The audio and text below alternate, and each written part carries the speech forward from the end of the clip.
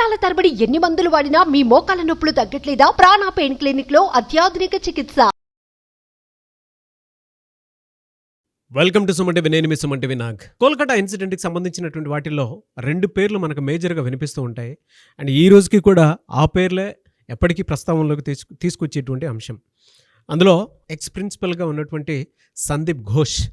So అతని నేర చరిత్రకు సంబంధించినటువంటి వీడియో మేము గతంలో చేయడం జరిగింది. అయితే దానికి సంబంధించినటువంటి వాటిల్లోనే పార్ట్ 2 చేస్తామని కూడా చెప్పాము మేము అందులో.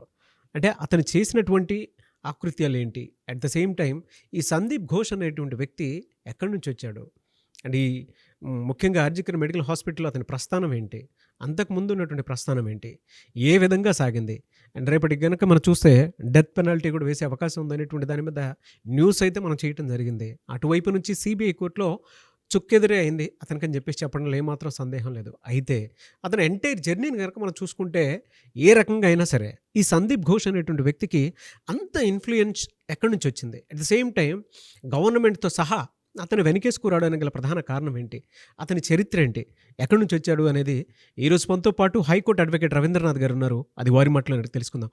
Hello sir.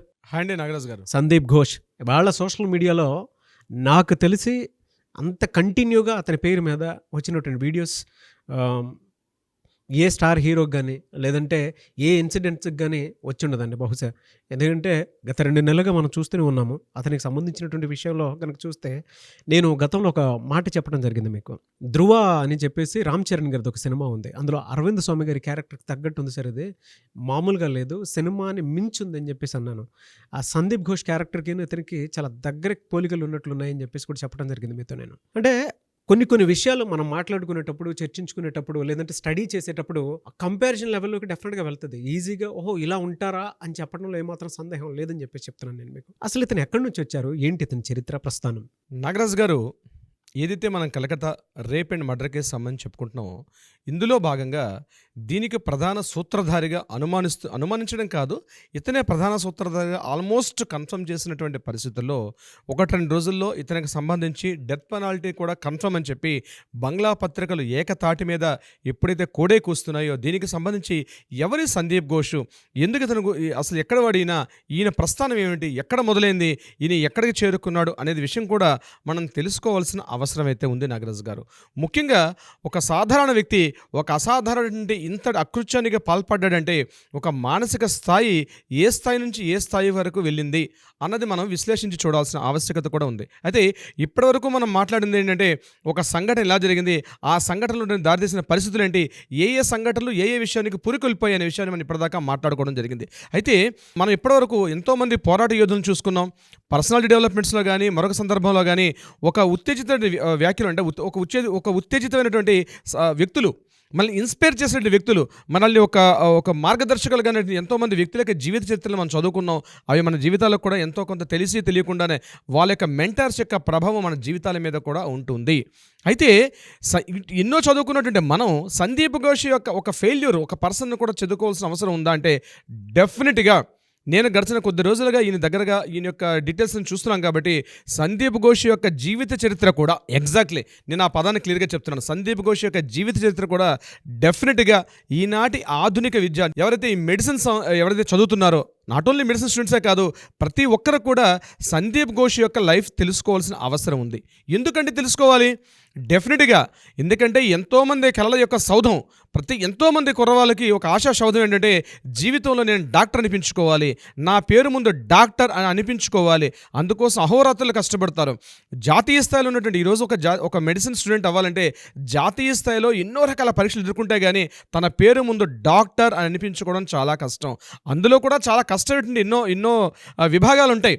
పల్మనాలజీ కావచ్చు, ఆర్థోపెడిక్ కావచ్చు, న్యూరాలజిస్ట్ కావచ్చు, కార్డియాలజీ కావచ్చు, రకరకాల వ్యవస్థలు ఉంటాయి. అందులో కూడా ఒక అద్భుతమైన ఆర్థోపెడిక్ సైన్స్ మీద తను ఎంతో రీసెర్చ్ చేసి ఒక మంచి వ్యక్తిగా అనుకున్నటువంటి వ్యక్తి ఎందుకు ఇంత పతనావస్థగా చేరాడు, అతను ఒక ఉవ్వెత్తున పెరిగినట్టు ఆయన లైఫ్ ఎందుకు ఈ స్థాయికి చెందిపోయింది, దీనికి కారణం ఎవరు, రాజకీయ నాయకుల, వ్యవస్థ, తన అత్యాశ, దేనికి ప్రోద్బలం కలిపింది, ఎందువల్ల తను ఈ స్థాయికి వచ్చేసాడు. డెఫినెట్గా ఒక సక్సెస్ స్టోరీ కాదు, ఒక ఫెయిల్యూర్ స్టోరీ కూడా మనం ఏం చెయ్యకూడదు అనేది నేర్పిస్తుంది. ఎప్పుడు సక్సెస్ స్టోరీలు చెప్పుకొని మనం ఇన్స్పిరేషన్ ఇన్స్పిరేషన్ అవ్వడం కాదు, ఒక ఫెయిల్యూర్ స్టోరీ కూడా తెలుసుకోవాలి. బట్ ఈ స్టోరీ చెప్పడానికి నేను కొంత సాహసిస్తున్నాను. ఎందుకంటే ఇంకా లైవ్లో ఉన్నాడు అతను స్టోరీ నిజంగా ఈ వీడియో చూసి కొంతమంది మెడిసిన్ స్టూడెంట్స్ నా జీవితం ఇట్లా కాకూడదు అని ఏ ఒక్క వ్యక్తి స్పందించినా మనం చేస్తున్న కృషి కొంతవరకు సక్సెస్ అయినట్టే. నాగరాజు గారు, సందీప్ ఘోష్ ఇతను చాలా పేదింటి కుటుంబం నుంచి వచ్చాడు. ఇతని ఫాదరు ఒక మామూలు ఉద్యోగి, సత్యప్రకాష్ ఘోష్ అతని ఫాదర్ పేరు కూడా. ఇతను కలకత్తా నగరానికి సుమారుగా 80 కిలోమీటర్ల దూరంలో 24 పరగనాస్, నార్త్ 24 పరగనాస్ అంటే అటు Bangla border and West Bengal border మధ్యలో ఉన్న ఒక స్మాల్ విలేజ్ అండి. ఆ విలేజ్ బెన్గావ్ అనే విలేజ్లో ఇతను 10th క్లాస్ పూర్తి చేసుకున్నాడు. అది కూడా ఎక్కడ పూర్తి చేసుకున్నాడు అంటే ఇక్కడ మనం 10th క్లాస్ అంటాం, అక్కడ బెంగాల్లో మాధ్యమిక ప్రవేశం అంటారు. ఆ మాధ్యమిక ప్రవేశం కంప్లీట్ చేసుకోవడం జరిగింది. పోనీ మామూలు స్కూల్లో చదువుకున్నాడా? కాదండి, రామకృష్ణ మిషన్ స్కూల్లో తన 10th క్లాస్ చదువుకున్నాడు. ఆ మాధ్యమిక టెస్ట్లో కూడా మోర్ దాన్ 80% మార్క్స్తో తన చుట్టూ ఉన్న స్టూడెంట్స్లో వన్ ఆఫ్ ద టాపర్గా నిలిచాడు. 80% of marks in the year of 1987లో తన మాధ్యమిక ప్రవేశ పరీక్ష కంప్లీట్ చేశాడు ఆ బెన్గావ్ అన్నటువంటి ఊర్లో. ఆ చిన్న ఊరు గ్రామంలో ఎవరైనా బ్రిలియంట్ స్టూడెంట్ ఎవరంటే, ఆ స్కూల్లో ఉత్తమ విద్యార్థి చెప్పుకోవాల్సిన స్టూడెంట్ ఎవరంటే సందీప్ ఘోష్గా చెప్పుకుండేవారు అప్పట్లోనే. దాని తర్వాత తన మాధ్యమిక ఎగ్జామ్ పూర్తయిన తర్వాత ఇమ్మీడియట్గా అక్కడే అదే బెన్గావ్ టౌన్లో ఉన్నటువంటి హయ్యర్ ఎడ్యుకేషన్ అంటే ఇప్పుడు మన ఇక్కడ 12th క్లాస్ అంటాం, ఇంటర్మీడియట్ అంటాం. ఆ ఇంటర్మీడియట్ అనే కోర్సుని అక్కడ అదే బెన్గావ్లో మరలా కంప్లీట్ చేసుకున్నాడు. అది కూడా బాటనీ, జువాలజీ, కెమిస్ట్రీ ఏదైతే కోర్సెస్ ఉంటాయో మనకి అట్లాంటి కోర్సుల ద్వారా కూడా 1987లో తన 10th పూర్తయింది.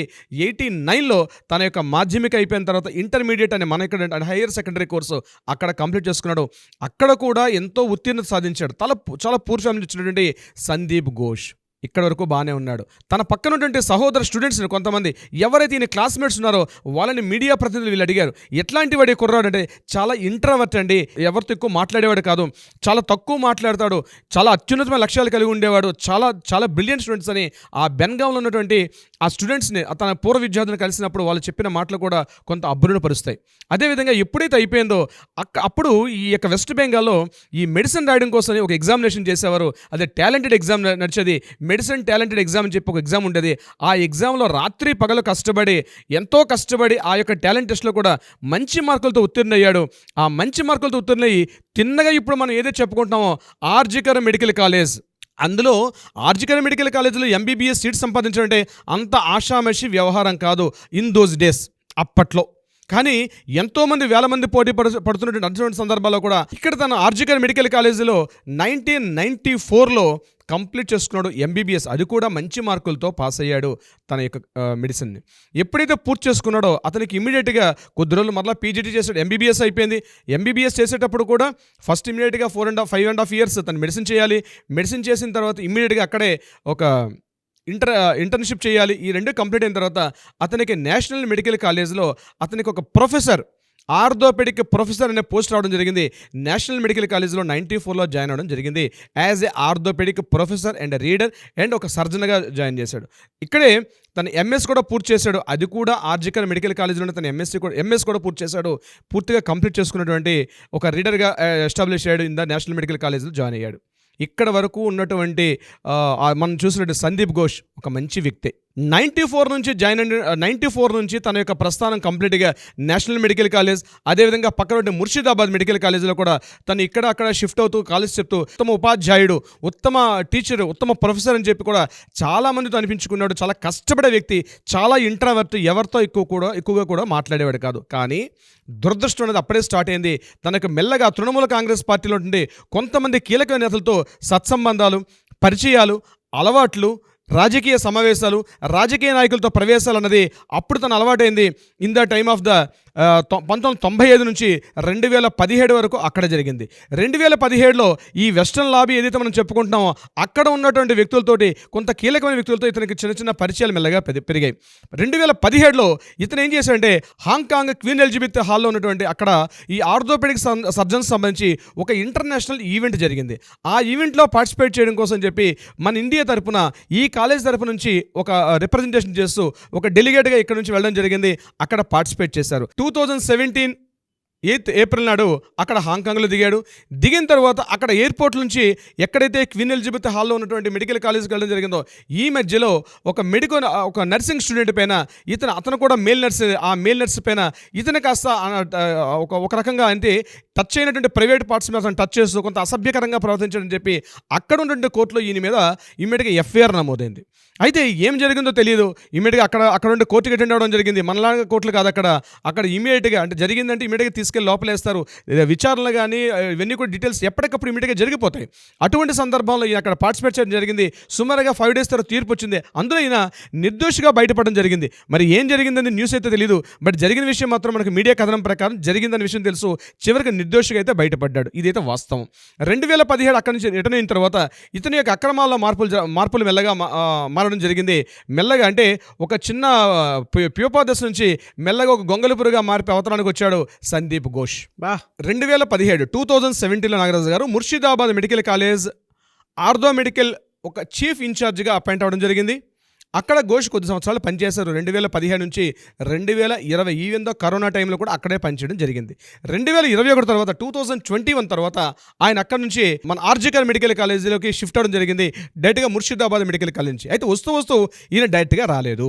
అక్కడ ముర్షిదాబాద్లో కూడా తన యొక్క అక్రమాలు స్టార్ట్ అయినాయి. అంటే ముఖ్యంగా విద్యార్థులను పాస్ చేసేటప్పుడు కానీ, విద్యార్థుల యొక్క మెమోస్ ఇచ్చేటప్పుడు కానీ, ఇంటర్న్షిప్లో షిఫ్టింగ్ చేసే విధానాలు కానీ అనేక రకాల విషయంలో కూడా విద్యార్థి నుంచి డైరెక్ట్గా లంచాలు తీసుకున్నటువంటి అభియోగాలు పొంది అక్కడ స్టూడెంట్స్ అందరూ కూడా యాజిటేషన్ చేసిన తర్వాత ఈయన అక్కడ నుంచి డైరెక్ట్గా ఆర్జికర్ మెడికల్ కాలేజ్కి షిఫ్ట్ చేశారు ఇన్ ద ఇయర్ ఆఫ్ 2021 నుంచి 2024 వరకు ఇతనికి మొత్తం 4 సంవత్సరాల్లో 3 సంవత్సరాలు ట్రాన్స్ఫర్ జరిగాయి. ఇతని పదవి కాలం మొత్తం టోటల్గా 5 years ఉంటే అందులో 4 yearsలోనే 3 times ఇతను కంప్లీట్గా తన ట్రాన్స్ఫర్స్ పొందడం జరిగింది. నేషనల్ మెడికల్ కాలేజ్, అదేవిధంగా Murshidabad medical college, RG Kar medical college, ఈ మొత్తం రౌండ్స్ చేసుకుంటున్నాడు. ఎక్కడైతే వెళ్తే ప్రతి చోట కూడా ఇతను చేసిన అక్రమాల మీద అక్కడ స్టూడెంట్స్ యాజిటేషన్ చేస్తాయి. ఎప్పుడైతే యాజిటేషన్ చేస్తున్నారో ఆయన అక్కడి నుంచి పక్క మెడికల్ కాలేజీ ట్రాన్స్ఫర్ అవుతూ జరుగుతుంది. అయితే ఇక్కడే ప్రభుత్వాల యొక్క నిర్లిప్తత, ముఖ్యంగా స్టేట్ గవర్నమెంట్ హెల్త్ డిపార్ట్మెంట్ ఎంత చేతకానితనంగా ఉందంటే దీనికి సందీప్ ఘోషే ప్రధాన నిదర్శనం. ఆ రోజే కానీ ఇతని మీద కంట్రోల్ చేసి ఉంటే ఈ స్థాయి బహుశా ఇంత దాకా వచ్చే ఉండేది కాదని చెప్పి చాలామంది స్థానికులు అంటారు. ఇతని విషయం ఎప్పుడే తెలిసిందో అతను సస్పెండ్ చేసి అతన్ని పూర్తిగా సస్పెండ్ చేసి అతని వ్యవస్థకు దూరంగా పెట్టి లేదా చట్టాల్లో అతనికి ఒక పావుగా కాకుండా అతన్ని సెపరేట్గా చేస్తుంటే బహుశా ఇంత దారుణ కృత్యం అయితే వచ్చేది కాదు అని చెప్పి స్థానిక స్థానికులు ఎంతోమంది ఘోషిస్తున్నారు ఒక సందీప్ ఘోష్ మీద. జూన్ 2020 తర్వాత రకరకాల ఆరోపణలు ఇతని మీద మొదలయ్యాయి. టెండర్లలో అవకతవకలు, దుష్ట ప్రవర్తన, నైతిక ఉల్లంఘన, ఆర్థిక అవకతవకలు, నైతిక ఉల్లంఘన, ఇట్లా ఒకటి కాదు. బెర్హంపూర్ ఉన్నటువంటి ముర్షిదాబాద్ మెడికల్ కాలేజీకి ఆర్జికల్ మెడికల్ కాలేజీ మధ్య ఇతను షటిల్ సర్వీస్ చేస్తూ ఇక్కడ ట్రాన్స్ఫర్ చేస్తే అక్కడ ట్రాన్స్ఫర్ చేస్తే ఇక్కడికి మొదలైతే మాట్లాడుతూ, బట్ తన ప్రవర్తనలో మాత్రం ఎక్కడా మార్పు లేకుండా జరిగింది. ఇటువంటి సందర్భాల్లో ఏం జరిగిందంటే కంట్రోలర్ అండ్ ఆడిటర్ జనరల్ ఎప్పుడైతే ఈయన ఆర్థిక తవకలు అంటే ఒక ప్రిన్సిపాల్గా ఉండి ఇతను చేస్తున్న అవకతవకల మీద అప్పుడే ఒక నివేదిక ఇచ్చింది. ఇతను చాలా అక్రమాలకు పాల్పడుతున్నాడు అని చెప్పి ఇతని మీద ఒక అవినీతి ఆరోపణ చేసింది. అయినప్పటికీ కూడా రాష్ట్ర ప్రభుత్వం ఉన్నతాధికారులతో ఉన్నటువంటి సత్సంబంధాల వల్ల ఇతని మీద ఎటువంటి చర్య తీసుకుపోగా ఇతని కేవలం ట్రాన్స్ఫర్ అన్నది ఒకటే తప్ప మిగతా ఎటువంటి విషయాల్లో కూడా ఇతని మీద ఒక చర్య తీసుకోలేదు రాష్ట్ర ప్రభుత్వాలు. ఇదే సమయంలో బంధుప్రీతి, లంచాల డిమాండ్, అలాగే అవుట్ సైడ్ ఓడి అంటే రిటర్న్స్ చేయకుండా పోవడం, వాళ్ళకి కాంట్రాక్ట్స్ ఇవ్వడం కారణంతో అనేక ఫిర్యాదులు ఇతని మీద కుప్పల తప్పలుగా ఈయన మీద అనేక రకాల ఫిర్యాదులు అందడంతో ఇతనికి అప్పుడు రాష్ట్ర ప్రభుత్వం ఏం చేశారంటే కొంతవరకు కొద్ది నెలల పాటు ఇతనికి హోల్డ్లో పెట్టి మళ్ళీ ఆర్జికర్ మెడికల్ కాలేజీలో ఒక వైస్ ప్రిన్సిపాల్ నుంచి ఉన్నటువంటి స్థాయి నుంచి మరలా ప్రిన్సిపాల్ హోదాలో ఇతనికి ప్రమోషన్ చేయడం జరిగింది ఇన్ ద ఇయర్ ఆఫ్ 2023లోనే. ఇదే సందర్భంలో ఇతను చేసినటువంటి దారుణాలు ఏమిటి అందు ఒకసారి చర్చించుకుందాం నాగరాజు గారు. ఇతను చేసిన దారుణాలు ఏమిటి? ముఖ్యంగా ఈ బయోమెడికల్ వ్యర్థాలు ఏమైతే ఉన్నాయో అవి అక్రమంగా బంగ్లాదేశ్కి తరలించడంలో ప్రధాన పాత్ర వహించేవాడు. అదేవిధంగా స్టూడెంట్స్ దగ్గర పాస్ చేయాలంటే ఎంతో కొంత అమౌంట్ తీసుకొని వాళ్ళని భయపెట్టి వాళ్ళు అమౌంట్ ఇస్తే కానీ వాళ్ళని ఎగ్జామినేషన్ ముఖ్యంగా ప్రాక్టికల్ ఎగ్జామినేషన్లో పాస్ మార్కులు చేసేవాడు కాదు. అలాగే కాలేజీ ఆస్తులను కూడా ఎవరు అజమాయిషీ లేకుండా ఎవరి యొక్క ఇన్ఫర్మేషన్ లేకుండా డైరెక్ట్గా వాటిని వేరే వాళ్ళ కాంట్రాక్ట్ ఇచ్చేవాడు. అంటే కాలేజ్ సంబంధించిన ప్రాపర్టీస్ని కూడా బయటకి ఇచ్చేవాడు. వీటికి సంబంధించి అఖ్తర్ అలీ ఎప్పుడైతే విజిలెన్స్ ఆఫీసర్కి రాశాడో, ఆ even though vigilance officer Akhtar Ali అంటే అప్పుడు డిప్యూటీ సూపరింటెండెంట్ అఖ్తర్ అలీ, ఇతను చేసుకున్న అక్రమాల చిట్టా మొత్తం మీద విజిలెన్స్ కమిషన్కి ఒక పెద్ద రిపోర్ట్ చేశాడు. రిపోర్ట్ చేసినప్పుడు కూడా తనకున్నటువంటి పలుకుబడి ద్వారా, అంటే తృణమూల కాంగ్రెస్ పార్టీలో అధికారుల యొక్క పలుకుబడి ద్వారా డిప్యూటీ సూపరింటెండెంట్గా పనిచేసిన అఖ్తర్ అలీని మాత్రం సస్పెండ్ చేసి ముర్షిదాబాద్ పంపించాడు తప్పించి తను మాత్రం అక్కడే నిలదొక్కున్నాడు ఆర్జికర్ మెడికల్ కాలేజీలో. ఎప్పుడైతే ఈ సంఘటనలు జరుగుతున్నాయో at the same time August 9 rape and murder case జరిగింది. సో దీనికి ముందు ఏం జరిగింది అన్న విషయం మీద కొన్ని ఊహాగానాలు కాదు, క్లియర్గా సిబిఐ వాళ్ళంటే లోకల్ పోలీసులు కొన్ని విశేషాలు, అంటే కొన్ని క్లియర్ ఇన్ఫర్మేషన్ తీసుకొచ్చారు. దాని మీద మనం క్లియర్ వీడియోస్ కూడా చేశాం దానికి సంబంధించి. అంటే ఇతను ఆపరేషన్ థియేటర్లోనే తను పూర్తిగా తన యొక్క దందా నడిపించేవాడని, ముఖ్యంగా స్టూడెంట్స్ని, అమ్మాయిలు ఇతనికైతే ఎవరైతే వ్యతిరేకంగా మాట్లాడతారో వాళ్ళందరినీ హాస్పిటల్ పిలిచి, ఆపరేషన్ థియేటర్లు పిలిచి భయపెట్టడం కానీ, లేకపోతే మెంటల్ టార్చర్ చేయడం కానీ, ఫిజికల్ టార్చర్ కానీ చేసేవాడు. ఇతనికి ప్రసూన్ చటర్జీ అని చెప్పి ఎవరైతే ఆపరేటర్, కంప్యూటర్ ఆపరేటర్ ఉన్నాడో అతని సహాయంతో మరలా సీసీటీవీ ఫుటేజ్ అన్ని క్లీన్ చేసి మళ్ళీ ఫ్రెష్గా పెట్టేవాడు. ఆ యొక్క ఆపరేషన్ థియేటర్లో ఇతను ఏం చేసేవాడు, డైలీ దందా పార్టీ పెట్టేవాడు. ముఖ్యంగా బయట నుంచి వస్తున్న వీఐపీస్ అందరినీ కూడా ఆపరేషన్ థియేటర్లో వాళ్ళకి పార్టీలు ఇచ్చేవాడు, అదే మన దావతులు ఇచ్చేవాడు, వీళ్ళతో పెద్ద దందా నడిపించేవాడు. ముఖ్యంగా చెప్పండి, ఒక సామంత రాజ్యాన్ని నడిపేవాడు నాగరాజు గారు. ఒక సామంత రాజ్యాన్ని, ఒక ఇంట్రావర్ట్, ఒక మహా సామ్రాజ్యాన్ని, ఒక సామంత రాజ్యం నడిపాడు. మమతా బెనర్జీ ప్రభుత్వంలో ఉన్నటువంటి ఏదైతే తృణమూల కాంగ్రెస్ పార్టీ అధికారంలో ఉందో ఆ తృణమూల కాంగ్రెస్ పార్టీలో ముఖ్యంగా వైద్య విధాన పరిషత్తులో ఇతను ఒక సామంత రాజ్యాన్ని ఏర్పాటు చేశాడు. పేర్లల గవర్నమెంట్ అంటే వైద్య విధానంలో ఎవరు ఎక్కడ ఏం చేయాలన్నా, ఎవరు ఒక అడుగు ముందుకు వెళ్ళాలన్నా, ఎవరు ఏ రకమైన అంటే డిపార్ట్మెంట్ నుంచి ఈ చిన్న ఉద్యోగ దగ్గర నుంచి అత్యంత స్థాయి వరకు కూడా ఒక ట్రాన్స్ఫర్ జరగాలన్నా, ఒక మెమో ఇవ్వాలన్నా, ఏమి ఇవ్వాలన్నా ఇతని కనుసన్నల్లోనే జరిగేది. సందీప్ ఘోష్ కనుసన్నలో జరిగేది. అతను ఒక సామంత రాజ్యాధిపతిగా ఫీల్ అయ్యేవాడు. ఇక విషయం సంఘటనలోకి వద్దాం. ఏం జరిగింది August 9 జరిగిన సంఘటన తర్వాత ఇతని విషయంలో ఏమేం జరిగింది కొన్ని డీటెయిల్స్ మాట్లాడుకుందాం నాగరాజు గారు. ముఖ్యంగా August 9 జరిగింది. ఇతను ఇమీడియట్గా సాయంత్రం రాజీనామా చేశాడు. August 9 జరిగింది.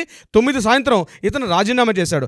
రాజీనామా చేసిన 3 గంటల్లోనే ఇతనికి ఇమీడియట్గా నేషనల్ మెడికల్ కాలేజ్లో ప్రిన్సిపాల్గా పైనుంచి ఆర్డర్స్ కూడా వచ్చేసాయి. ఇతను రాజీనామా చేసిన విత్ ఇన్ 3 అవర్స్ అండి, జస్ట్ 3 అవర్స్లో, 3 గంటల్లోనే, 3 రోజులు కాదు నాగరాజు గారు, జస్ట్ 3 అవర్స్లో ఇతనికి ఆర్జికర్ మెడికల్ కాలేజ్ నుంచి ఇతనికి నేషనల్ మెడికల్ కాలేజ్గా ప్రిన్సిపాల్గా అక్కడ ట్రాన్స్ఫర్ చేశారు. ఎప్పుడైతే ఈ ఉత్తర్వు రిలీజ్ అయిందో ఇమ్మీడియట్గా చుట్టూ ఉన్నటువంటి అందరూ కూడా అలర్ట్ అయిపోయారు. లేదు, ఒక మానవ మృగం, మనిషి రూపంలో ఉన్న మానవ మృగం సంచరిస్తుంది, ఈ దారుణ అకృత్యానికి ఇతనే ప్రధాన కారణం అని ఏవైతే గొంతుతున్నటువంటి నిరసనకారులు ఒక్కసారి ఎప్పుడైతే వెలుగులోకి వచ్చారో ఇమ్మీడియట్గా హైకోర్టు కూడా ఆర్డర్స్ వచ్చాయి. August 12 ఇతను తన జాబ్కి రాజీనామా చేశాడు. August 12 తన ప్రిన్సిపల్ పోస్ట్కి రాజీనామా చేశాడు. అప్పటికి వెళ్ళేసరికి ఈయన ఎన్ఎంసీ మెడికల్ కాలేజీని ఇంకా డ్యూటీ ఛార్జ్ చేసుకోలేదు. 9వ తారీఖు జరిగింది, 10వ తారీఖు ఇతనికి ఆర్డర్స్ వచ్చాయి. అట్ ద సేమ్ టైం 12న రాజీనామా చేశాడు. August 13 హైకోర్టు ఇతను ఏం చేసిందంటే, నువ్వు సెలవు తీసుకు వెళ్ళిపో బాబు, నీకు సంబంధం లేదు. ఎందుకంటే ఒక గవర్నమెంట్ ఉద్యోగిని డిస్మిస్ చేసే అధికారం కొన్ని కారణాల వల్ల హైకోర్టుకు ఉండకపోవచ్చు. అందుకని ఏమంటారు, లాంగ్ లీవ్ తీసుకోమని చెప్పి హైకోర్టు చెప్తుంది. లాంగ్ లీవ్ తీసుకుంటే ఇంచుమించుగా డిస్మిస్ చేసే మీనింగ్గా వస్తుంది. సో August 13 కలకట్టా హైకోర్టు నీకు ఉత్తర్వులు చేసింది, నువ్వు లాంగ్ లీవ్ తీసుకుని వెళ్ళిపో అని చెప్పడం జరిగింది. August 25 సందీప్ ఘోష్ మరియు అతని బంధువుల యొక్క అనేక ప్రదేశాల్లో సిబిఐ అలాగే ఈడీతో కలిసి అనేక సోదాలు జరిగాయి. August 28 ముఖ్యంగా ఇండియన్ మెడికల్ అసోసియేషన్ ఇతని యొక్క సభ్యత్వాన్ని రద్దు చేసింది. ఇతను పాలిగ్రాఫ్ టెస్టులు కూడా సుమారుగా 12 సార్లు పాలిగ్రాఫ్ టెస్టులు కూడా ఎదుర్కొన్నాడు. September 2 నాడు సిబిఐ ఆర్థిక అవకతవకలకు సంబంధించి ఇతనితో పాటు మరో 3 అరెస్టు చేశారు. September 3 నాడు వెస్ట్ బెంగాల్ మెడికల్ అసోసియేషన్ నుంచి ఇతను సస్పెండ్ చేశారు. September 15, 2024 సాక్ష్యాలు తారుమారు చేశాడు, ట్యాంపరింగ్ చేశాడని అభిజిత్ మండల్తో కలిసి ఇతన్ని పూర్తిగా అరెస్ట్ చేయడం, మరొక కొత్త ఎఫ్ఐఆర్ ఈయన మీద నమోదైంది. 19 September 2024 ప్రాక్టీస్కి అనర్హుడుగా, డాక్టర్ అనే వృత్తికి అనర్హుడుగా ఇతని టోటల్గా Indian medical association, national medical association, west Bengal medical association ఇతని యొక్క రిజిస్ట్రేషన్ని రద్దు చేశారు. డాక్టర్ సందీప్ ఇప్పుడు కాస్త ఉత్త సందీప్ ఘోష్గా మిగిలిపోయాడు. In the date of 19 September 2024 నాడు ఒక సాధారణమైన ఇంట్రావర్ట్ స్టూడెంట్ అత్యంత పేద కుటుంబం నుంచి బయలుదేరాడు, కష్టపడి చదువుకున్నాడు, ఒక స్థాయికి వెళ్ళాడు, వేల మందితో ఉన్నటువంటి వ్యక్తులతో పోటీ పడ్డాడు, ఒక డాక్టర్గా అయ్యాడు. డాక్టర్గా వచ్చిన తర్వాత 1994 నుంచి 2017 వరకు కేవలం ఒక ప్రభుత్వ ఉద్యోగిగా, ఒక రీడర్గా, ఒక ప్రొఫెసర్గా పనిచేస్తున్న వ్యక్తి 2017 తర్వాత ఈ వ్యవస్థ చేసినటువంటి దారుణమైనటువంటి ఒక బలి పశువుగా మారాడు. తనలో అత్యాశ పెరిగింది. తనలో ఒక పూర్తిగా ఇంట్రావర్ట్ పూర్తిగా కోల్పోయాడు. తన అత్యాశతోటి ఎవరు రాజకీయ ప్రమేయంతో ఇతనైతే రాగలిగాడో ఆ రాజకీయ నాయకుల యొక్క చెప్పు చేతల్లో ఒక కీలుబొమ్మగా మారిపోయాడు. కీలుబొమ్మగా మారడం కాదు, ఇందులో తన యొక్క కృషి కూడా ఉంది. తనకు అత్యాశ పెరిగింది. ఇతని యొక్క ఫ్రెండ్ పార్థసారథి డే అని చెప్పి ఒక స్టూడెంట్ అడిగినప్పుడు అతను అదే చెప్పాడు. ఇతను చాలా మొదట్లో బాగుండేవాడు, కానీ అత్యాశ, అందరికన్నా కోట్ల ఆస్తిని సంపాదించాలి, దీనికోసం రాజకీయ నాయకులను వాడుకోవాలి. ముఖ్యంగా అక్కడ బెంగాల్లో రాజకీయ వ్యవస్థ ఎంత భ్రష్టు పట్టిపోయింది. ఒక భ్రష్టు పట్టిపోయిన రాజకీయ వ్యవస్థలో ఒక నలిగిపోయినటువంటి ఒక చీడ పురుగు సందీప్ ఘోష్గా మనం చెప్పుకోవచ్చు నాగరాజు గారు. ఎందుకంటే ఇతని యొక్క జీవితమే మనకు నిదర్శన. ఒక స్థాయిలో ఒక తెలివైన వ్యక్తి, ఒక ఆర్థోపెడిక్ సర్జన్గా ఎన్నో వందల సర్జన్లు చేసిన ఒక వ్యక్తి సమాజం దృష్టిలో ఒక చీడ పురుగుగా మారిపోయి ఈరోజు కోట్లాది మంది వెస్ట్ బెంగాల్ ప్రజల యొక్క మన్నన పొందలేక చీయని ముఖం మీద ఉమ్మి వేసుకొని కోట్లాది మంది భారతీయుల దృష్టిలో ఒక చీడ పురుగుగా మిగిలిపోయి సుప్రీంకోర్టు రేపిచ్చే తీర్పులో ఒక దోషిగా మిగిలిపోయి ఉరశిక్షకు సిద్ధమయ్యే ఒక అపవిత్రమైన వ్యక్తిగా మిగిలిపోయాడు సందీప్ ఘోష్. అక్రమాస్తులు సంపాదించాలంటే ఏదైతే తన కుర్చీ ఉందో, ఒక సాధారణ గవర్నమెంట్ ఉద్యోగి, అతని ఆస్తుల విలువ నేను మీకు తెలియపరిచే ప్రయత్నం చేస్తాను నాగరాజు గారు. ఇతనికి ఈడీ దాడులు చేసినప్పుడు ఇతనికి 3 రకాల ఫ్లాట్స్ ఉన్నాయి. బల్గేరియా ప్రాంతంలో ఇతనికి 3 ఫ్లాట్స్ బయటపడ్డాయి. 2 హౌసెస్ వచ్చాయి. అది కూడా అనధికారికంగా ప్రభుత్వం నుంచి ఎటువంటి అనుమతులు లేకుండా, ముందుగా ప్రీ అప్రూవల్స్ లేకుండా కన్స్ట్రక్షన్ చేసిన విషయంలో ఉంది. ఇది కాకుండా ఒక కాస్ట్లీస్ట్ ప్రాంతంలో ఒక ఫామ్ హౌస్ ఉంది. ఇతని భార్య సంగీతా ఘోష్, ఆవిడ కూడా ఇదే ఆర్జికర్ మెడికల్ కాలేజీలో ఒక కీలకమైనటువంటి ఒక వైద్యురాలుగా పనిచేస్తుంది. ఆవిడ కూడా ఆవిడతో కలిసి తన అక్రమాస్తులు ఎంతవరకు వెళ్ళిపోయారంటే, ఒక ప్యారలల్, నేను ఇంతకుముందే మీకు చెప్పాను, ఒక సామంత రాజ్యాధినేతగా కనిపించే పరిస్థితికి వచ్చాడని చెప్పి కేవలం ఒక అత్యాశ అన్నది ప్రజలు అంటే ఏం జరుగుతుంది? ఒక సాధారణ వ్యక్తులు మనిషి బతకడం ఎంత కావాలి నాగరాజు గారు? ఒక గవర్నమెంట్ ప్రతి నెల జీతం ఇస్తుంది, చాలు. ఒక ప్రజలకు సేవ చేసుకోవాలి. వైద్య వృత్తి అంటేనే వైద్యో నారాయణో హరి, సేవ చేయాలని దృక్పథం ఉంటేనే ఈ వ్యవస్థలోకి వస్తారు చాలామంది. సేవ చేయాలని ఉద్దేశం ఉంటేనే గవర్నమెంట్ ఈ యొక్క వైద్య వృత్తిలోకి వచ్చే వాళ్ళు ఇటువంటి చీడపురుగు బయలుదేరి ఇంతమందికి అసలు వైద్య వృత్తి అంటేనే ఒక అసహ్యం కలిపి ఒక స్థాయికి తీసుకెళ్లాడు సందీప్ ఘోష్. కాబట్టి నేను మొదట్లో చెప్పినట్టుగా నాగరాజు గారు, ఎవరికైనా ఈ యొక్క లెసన్, సందీప్ ఘోష్ గారి యొక్క జీవిత చరిత్ర ప్రతి ఒక్క వైద్య విద్యార్థి కూడా, నేను ఇలా ఉండకూడదు, నేను ఇలా తప్పు చేస్తే నాకు ఈ సమాజం దృష్టిలో నన్ను శిక్షిస్తుంది, చివరికి సుప్రీంకోర్టు కాదు కదా ఎవరి దృష్టిలో నేను ఒక చేత్కార భావనకు నేను ఎదుర్కొంటాను అన్నటువంటి పరిస్థితికి ఈ సందీప్ ఘోష్ గారి యొక్క జీవితమే ఒక నిదర్శనం. కానీ ఏం చెప్పారు సార్ అసలు? బాబోయ్, ఎంత డీటెయిల్డ్ రీసెర్చ్ ఏంటంటే, నాకు తెలిసినంత డెప్త్గా ఒక నేర ప్రవృత్తి కలిగినటువంటి సందీప్ ఘోష్ అనేటువంటి వ్యక్తి గురించి ఎవరో చెప్పుంటారేమో. హ్యాట్స్ ఆఫ్ టు యూ అండి, మీ ఇంటెలిజెన్స్కి కూడా. అదే గొప్పగా ఫస్ట్ టైం చెప్పేదేమీ కాదు, అనర్గళంగా చెప్పడంలో మీకు మీరే దిట్ట. And at the same time study అండి, ఏదున్నా సరే మనం స్టడీ చేస్తున్నాం అంటే అంత డెప్త్లోకి వెళ్ళాలి అని చెప్పడానికి ఇవాళ రవీంద్రనాథ్ గారు మీరు నిదర్శనం అని చెప్పేసి చెప్పడంలో ఏమాత్రం సందేహం లేదు. And I'm very proud. ఇప్పటి వరకు మనతో పాటు వచ్చినటువంటి ఆడియన్స్ ఎవరైతే ఉన్నారో వారందరూ కూడా ఈ వీడియోస్ని ఒక సత్వర న్యాయం కోసం అని చెప్పేసి మనతో పాటు వస్తున్నటువంటి ప్రతి ఆడియన్కి ఏ మాత్రం వాళ్ళు అనుకున్న విధంగా ఒక అప్డేట్ కూడా మిస్ అవ్వకుండా ఈ రోజు వరకు మీరు కంటిన్యూ చేస్తున్నారు. I'm very happy for you అండి. నాగరాజు గారు, మీరు కూడా ఈ ముఖ్యంగా ఎలా చేస్తే బాగుంటుంది, ఏ వీడియో అందిస్తే బాగుంటుంది, ఏ వీడియో చెప్తే ప్రజలకి ఎప్పటికప్పుడు మనం అందుబాటులోకి వెళ్తాం, ఏది ప్రజలకు కావాలి. ఎందుకంటే యాజ్ బీయింగ్ అన్ అడ్వకేట్ నాకు చాలా చెప్పాలంటుంది, బట్ ఏది చెప్పాలి, ఎలా చెప్తే బాగుంటుంది, దానికి ఒక విధి విధానం, దానికి ఒక క్రమణిక అంతా కూడా ఏర్పాటు చేసినటువంటి నాగరాజు గారు, మీ కృషి కూడా నేను చాలా వరకు ఉంది. ప్రతి ఎపిసోడ్ ముందు మీరు నాతో ఎంత డిస్కషన్ చేస్తారు, ఎంత చర్చిస్తారు, రవీంద్రనాథ్ గారు ఇలా చేస్తే బాగుంటుంది, ఇలా చెప్పండి మీరు అని చెప్పి మీరు ఎప్పటికప్పుడు అందిస్తున్నటువంటి మీ తోడ్పాటు కూడా ఈ విషయంలో చాలా థ్యాంక్ యూ సో మచ్. అభినందనలు కూడా మీకు. థ్యాంక్ యూ అన్న. ఏదేమైనా we want justice, we demand justice. Thank you so much Ravindranath గారు. Thank you so much Nagaraju గారు.